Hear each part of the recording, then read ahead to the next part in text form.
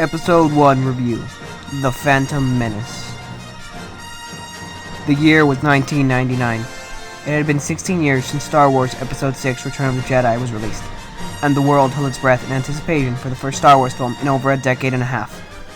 Though it was met with much disinterest and dislike, Star Wars Episode 1 The Phantom Menace was the first film in a new trilogy of Star Wars films that will tell the story of the fall of Anakin Skywalker, a mysterious chosen one, and his rise as the evil Darth Vader.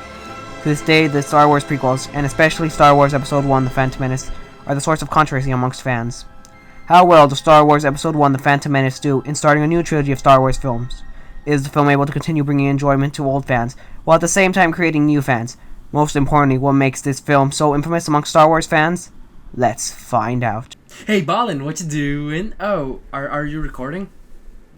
Get out! I'm doing a review. No, I want to help you. What are you reviewing? Can I help? No, you can't. Look, I'm reviewing Star Wars. Star Wars? Ooh, which one? Is it episode 4? Episode 4, awesome. Oh, how about 6? Ooh, 5 is the best. I can help you out with 5. 5 is awesome. Okay, look, you can help. I'm doing Episode 1. Oh, no, I'm out. No, I'm out. Hey, you wanted to help, now deal with it. Fine. I'll help you. But Episode 1 sucks, and it's overglorified fanfiction. Let's just do this. Fine. One of the reasons that the Star Wars movies are so iconic is because of the amazing cast of characters. Unfortunately for fans of the original trilogy, there is only one main character that is easily recognized by fans of the original. That character is Obi-Wan Kenobi. In this film, however, Obi-Wan is not the wise master skilled in the Force as we know him as, but instead in this film we see him in a similar learner role as Luke from the original trilogy. In addition to this, Obi-Wan is much more rash and headstrong than he was in the original trilogy. In the film, Obi-Wan was portrayed by Ewan McGregor, who did an excellent job portraying a young and stubborn Obi-Wan. Wait, did you call him a Padawan? Because he's a Padawan, not a learner. It doesn't matter. It's just... But the title is Padawan. But that doesn't matter. It's just he's a Jedi Padawan. He's a Padawan. Okay, he's a Padawan. Now let's move on from that. Fine. Okay, so the Jedi training Obi-Wan is Qui-Gon Jinn, played by Liam Neeson.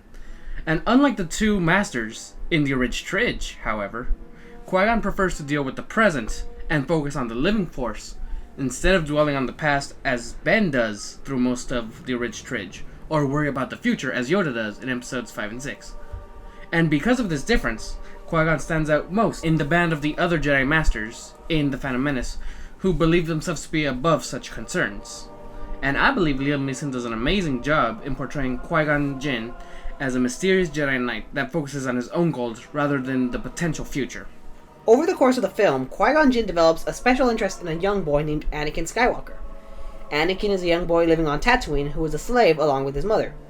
Anakin dreams of becoming a powerful Jedi and hopes of returning home one day and freeing all the slaves. Qui-Gon soon discovers that he has the highest midi-chlorian count, meaning that he has the potential to be the most powerful Force user ever. This, along with the fact that his mother had a virgin birth, leads Qui-Gon to believe that Anakin is the chosen one who is destined to bring balance to the Force. That's plot, not character. Well, there really is no character to Anakin, to be honest. You want to know his character? I'll tell you his character. He's a whiny 8-year-old little brat. He's 9. Semantics. Okay, whatever. Now on to the fall of Anakin. I mean, Padme. Same thing, whatever. Okay, so throughout the film, Padme is shown to be an uptight, stubborn queen. Well, actually, she's not the queen of Naboo in the film.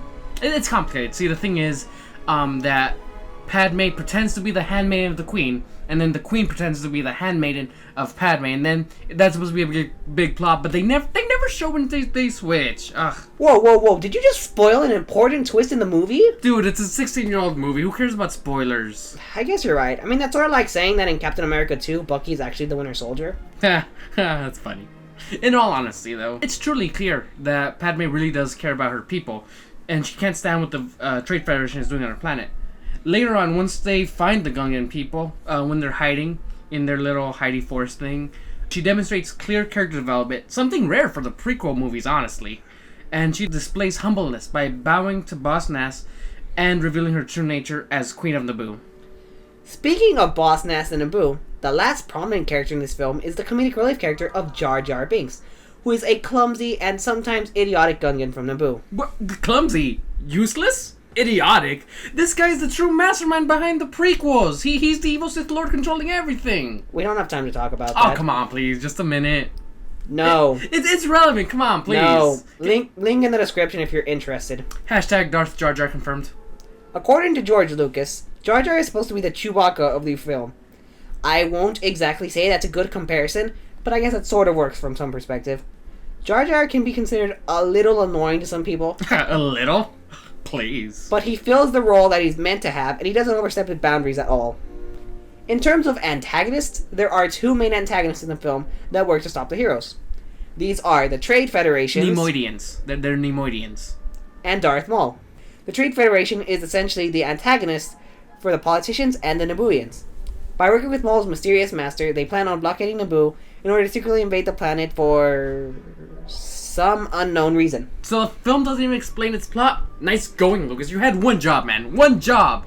The Trade Federation isn't anyone's favorite antagonist in the film, as they are bland and they serve little to the plot other than the aforementioned blockade and invasion. Moving on to the real antagonist, Darth Maul.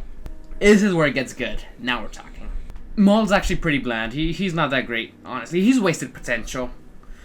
He has a total of like maybe 30 minutes of total screen time, and about half the time is his final duel against Qui-Gon and Obi-Wan. And even then, he dies like a punk. He kills certain specific characters, since apparently we're avoiding spoilers for this movie. Ugh, whatever.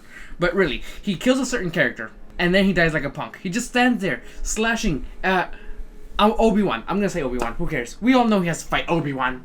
So, he's there, and then Obi-Wan force jumps up and kills Darth Maul. Like, what? Ugh, whatever. I guess Darth Maul wasn't Z-targeting or something, I don't know. Z-targeting? Yeah, you know, from Ocarina of Time. You use Z to target enemies. You have to wait to attack till they have an open spot. Whatever. I guess Maul never played Ocarina of Time. Regardless, he only had like 2 lines of actual dialogue throughout the whole film, and did little to advance the plot other than attack Qui-Gon and alert the Jedi to the presence of the Sith. Oh, come on. He had a double-sided lightsaber, and he never used the dark side of the Force. He's the only Sith not to do that. That makes him so cool in my book. Whatever. I mean, at least we can both agree he was wasted potential. All in all, there are many problems with this film. The most glaring of which are the characters and the pacing. I mean, really, the total runtime is approximately 130 minutes. And of those 130 minutes, it takes 41 minutes for Darth Maul to make his first physical appearance. It takes about an hour for the pod racing scene, which was a major selling point in various trailers and previews for the film when it was coming out. And that ended up lasting only about 10 minutes. Then it takes about 75 minutes for Maul to attack the protagonist the first time, and that attack scene lasts less than 5 minutes. Don't get me started on the final battle. It starts 105 minutes into the film, and this sequence includes the final droid battle on Naboo, the attack on the space station controlling the droid army, and the final duel between Qui-Gon, Obi-Wan, and Maul. All of this, these 3 epic climactic moments, all end up lasting like 20 minutes total. Really, honestly, if you're being generous, there's only like 30 minutes to 45 minutes of action in this movie. Wait, so you mean there's about 100 minutes of nothing? What happens during all that time? Politics! What else? I mean, politics are so much fun, right, Lucas? Right? They're amazing.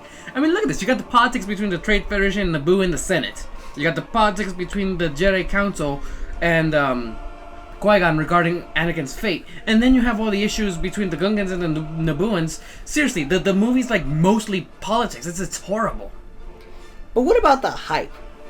To know what the hype for the first Star Wars film in almost 20 years felt like, look no further than the present. I mean, we're gonna get a new Star Wars film pretty soon, and it's only been about 10 years.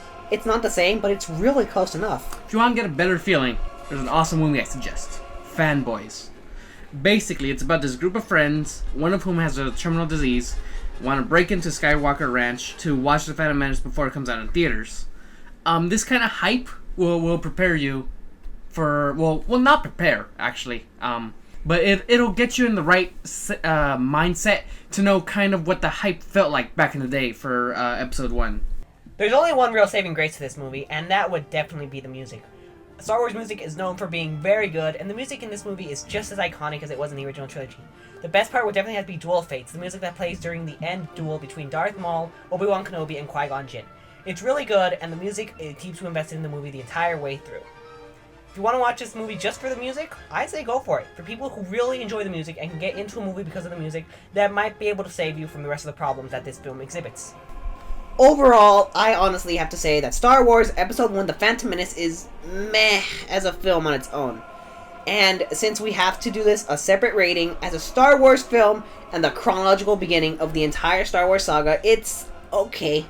It's a little bit better as a Star Wars film than as a film on its own, but it's still not that good. And this is mostly due to the background and the lore surrounding the film.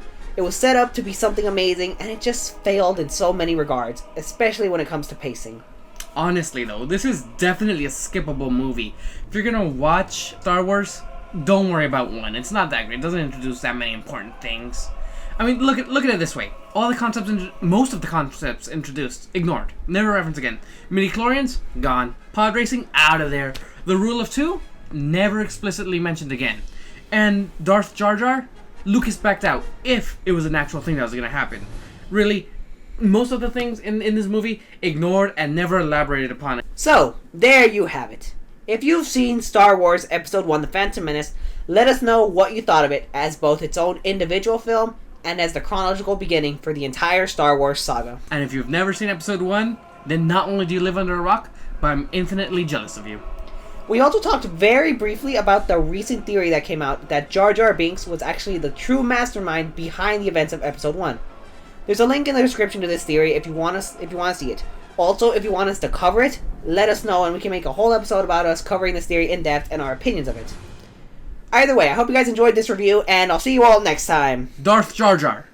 Read it.